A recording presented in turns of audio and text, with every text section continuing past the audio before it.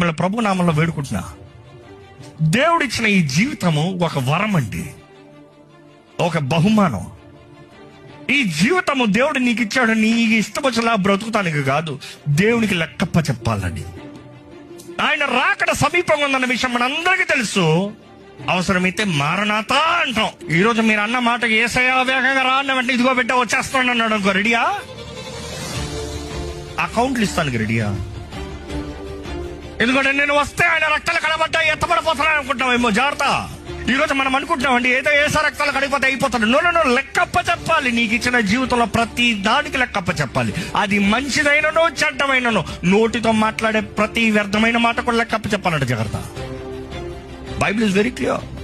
మిమ్మల్ని ప్రభు నామంలో వేడుకుంటున్నా.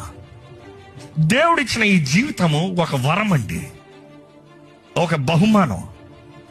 ఈ జీవితము దేవుడు నీకు ఇచ్చాడు, నీకు ఇష్టం